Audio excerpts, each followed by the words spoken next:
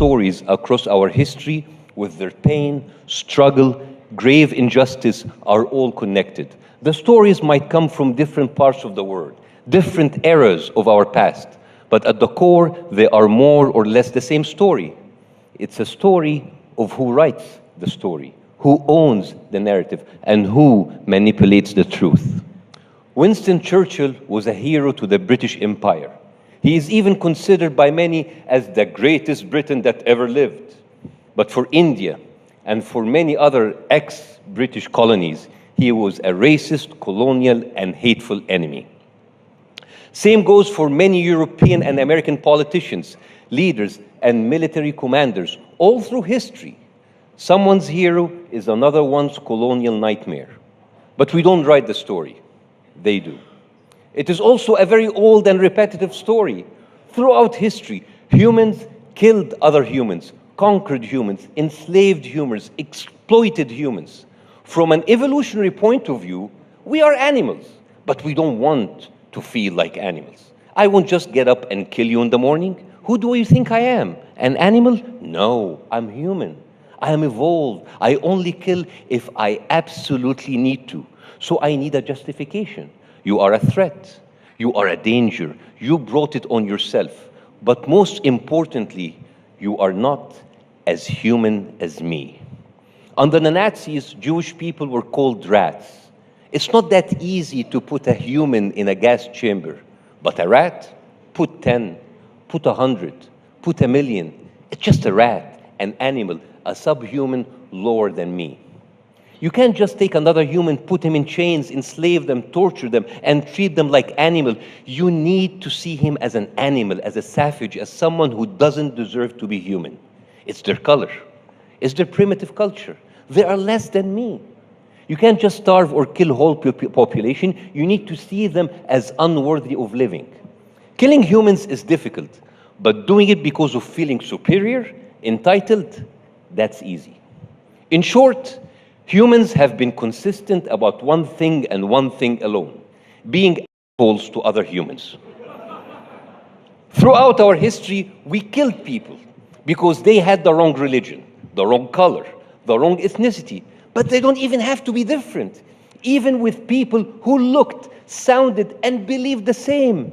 We, like the assholes we are, managed to find something, anything, to excuse ourselves for our shitty behaviors towards others. Maybe we can't help it. Maybe human nature is by nature a shitty nature. But there is a problem. Humans actually believe that they can do better. After World War II, with the formation of the UN and the Universal Declaration of Human Rights and the spree of nations' independence around the world and the civil rights movements and the fight for equality and prosperity for all, we thought that we could evolve into better humans, that the atrocities that happened in the past will never be repeated, never again. We are not primitive anymore. We are not in the dark ages anymore. We have defeated colonialism, racism, and injustice. We can do better and finally become human. How embarrassingly naive we were. We maintained our brutality, but we became more creative in justifying the shit we do to other humans. All because we became more connected to reality. You see, a long time ago, we weren't aware of what's happening far away from us. If you were a resident of ancient Athens or Rome, if you lived in Spain or Portugal in the 1600s, if you were a citizen of England or France in the 1800s, you would have enjoyed a good life under the power of those empires. But this quality of life was made possible through the exploitation of other nations and people. But the people of these empires were too far removed from the process. They enjoyed the fruit of their nation's dominance without having to know how it happened and at what human cost. 100 years ago, you would have never heard this in London. Let's have some tea. It's fair trade. No Indians were harmed in the process. No, people were like, oh, spices. I don't know how we got them, but yay. Same is true today. I now live in America, which in its spare time invades people here and there. And because of that, we enjoy great discounts at Costco. But now we are not that remote because of the technology that is available in our hands. We now have a first row seat to the killing, the abuse, and the exploitation necessary to provide a life of comfort, wealth, and prosperity for the mighty and the powerful. So now, we as humans need even better justification, more effective distractions, and more bullshit reasoning so we don't feel bad about ourselves. Now, we need a better constructed reality to make us feel okay with all of this. An alternative reality, or in layman terms, propaganda. But despite our progress, and despite our elaborate propaganda, our justifications to kill others remain the same. They are savages, terrorists. They are coming for us. They have WMDs. Boom, let's invade Iraq. Or like how ISIS decided that the rest of us are infidels, heathens, and that God gave them the right to kill other men and enslave their women. Or when Israelis feeling that because they were God-chosen people, they can kill others that God didn't choose. Here is the thing with propaganda. You cannot refute propaganda with just facts and truth. Propaganda is meant to make you emotional, to make you have a visceral reaction. The lies have to be so elaborate in order to prevent you from using common sense. They distract you, throw you off balance, ignore reality, and make you focus on what they want you to focus on. Before I took the stage, they played a video of my interview with Piers Morgan talking about the war in Gaza. I was put in a position to defend people who were vilified while being slaughtered because the Israeli propaganda made millions believe that these people deserve to die. They did it through lies, propaganda, twisting facts, and emotional blackmail. In these situations, the truth doesn't work. Facts don't work. You need to destroy propaganda in a way that is slick and effective. Suddenly, satire comes in handy.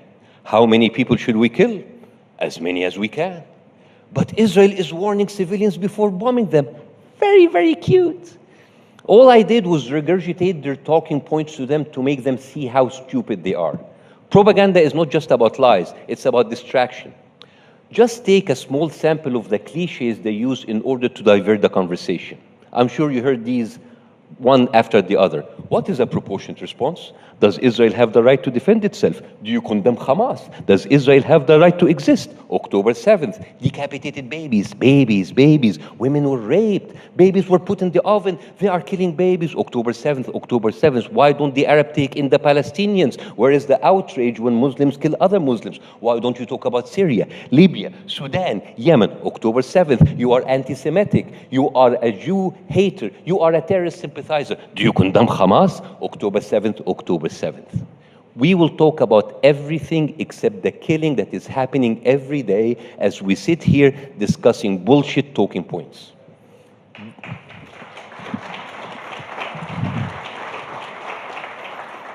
This style of distraction is inspired by a very old debating trick called gish galloping. Gish galloping is a way where one side throws distraction, lies, and half-truth at you in order to confuse you, distract you away from the real issues. We have seen this on display every day since the war started. History only started on October 7th. We are not allowed to talk about what came before. You criticize Israel, you want ceasefire, you hate the Jews. What about the decapitated babies? So now they shut down the conversation. They turn it emotional, visceral, but I don't blame them. They do what other countries do. They lie. They lie and they lie and they lie and they lie. And when you think they are done, they go like DJ Khaled, another one. No, I don't blame them. I blame the Western media, the same media that gave us lectures and history lessons about transparency, honesty, journalistic integrity, and holding people accountable. The decapitated babies, the gang rape stories, the babies in ovens, these were lies that have been refuted by the Israeli media themselves. None of the Western media outlets retracted any of those stories with the proper apologies. Hours, no, days. Days were dedicated to the most obscene, outlandish stories, and no one said, sorry guys, we messed up.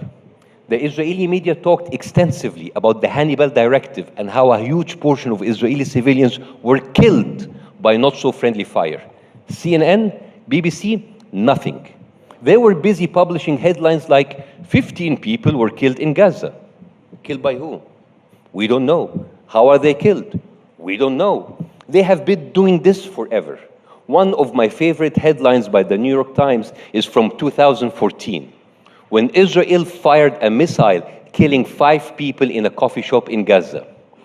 And the headline came as, "Missile finds patrons at cafe." How did it find them? We don't know.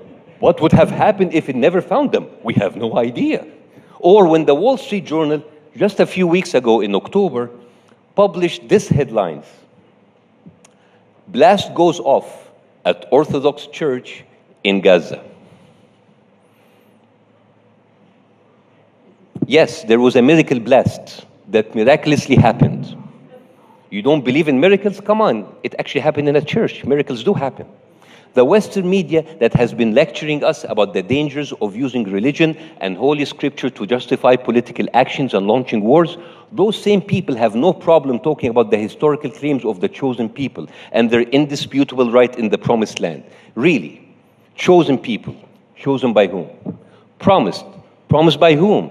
God? Your God? My God? Whose God? We don't know. It is funny how the West uses religion as it pleases.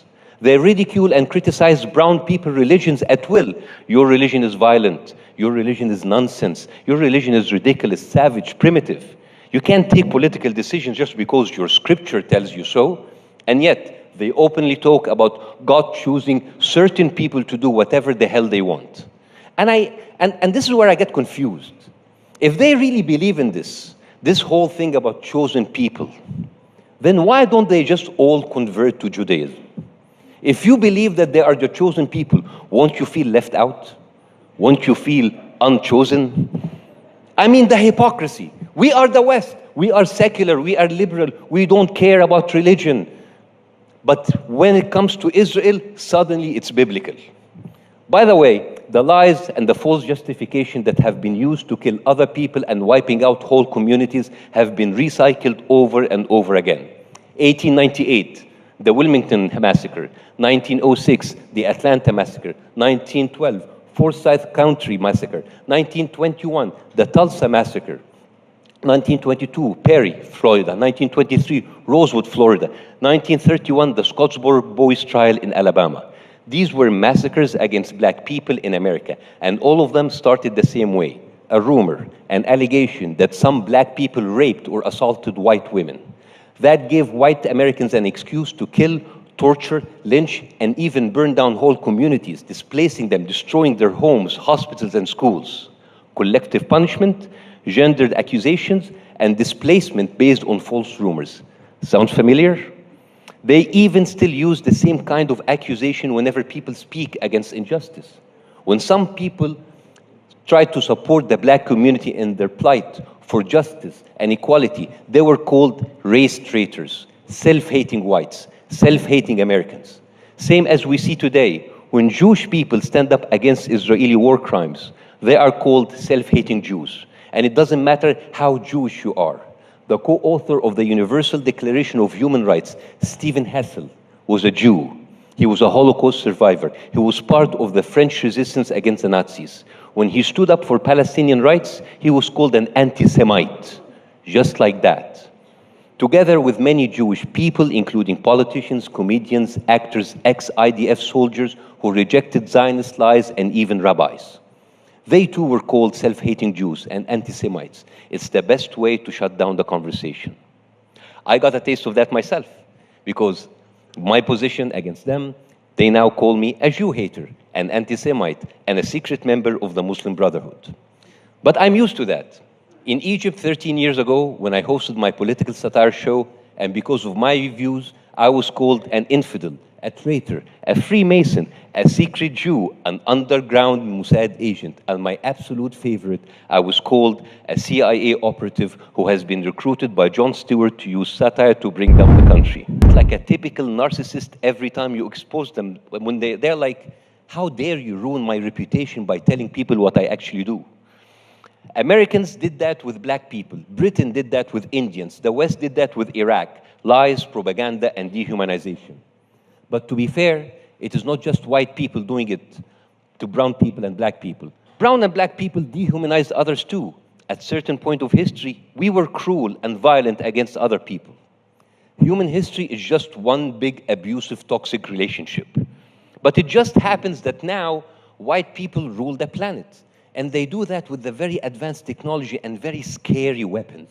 So the destruction and the decimation are much more pronounced and the killing is much more effective. Today, I don't have to drive my sword into your body to kill you. I can just sit behind a screen, push a button, and blow your whole block up. Advanced technology allowed humans to be more removed and more lethal while being conveniently away from the bloodshed. How many times did you hear them brag about bombing their enemies back to the Stone Ages, killing them like animals? But there's a problem. When you treat people like animals, animals is what you're gonna get. When someone attacks another one with a knife, it's terrorism. But if I fly comfortably in my $64 million F-16, pushing a button to drop a 16,000 A-84 multi-purpose bomb on a residential block, killing 200 people, that's not terrorism, that is war. Those are just collateral damages, sad and inevitable outcome of war. We have gotten so comfortable killing people from afar, from behind screens, treating them like savages that they roam behind fortified walls. It's easy and convenient. But here's the problem. When that screen is removed, when the fortified walls get breached, you will find yourself face to face with what you have created. You bomb them to the Middle Ages, then Middle Age brutality is what you're gonna get. You treated them like savages, they will attack you like savages. Despite all that, I still consider myself very fortunate living in today's world. I often marvel at our human ability to innovate and create a better life that is easy, convenient, and even at sometimes very entertaining. But I'm also scared of our own ability to hate, discriminate, and self-destruct. I hope that we truly evolve to understand that we are all the same. I wish that we can understand that no matter how much we think we can be powerful enough to abuse, exploit, and kill other people, what we are really doing is killing our own humanity. I wish that the leaders we celebrate would be leaders who help lift all humans, help all humans, be good to all humans, not just leaders who acquire their fame and status from using and abusing a group of people from the benefit of their own. And speaking of leaders, and in closing, there is just one thing left for me to say. Fuck Winston Churchill.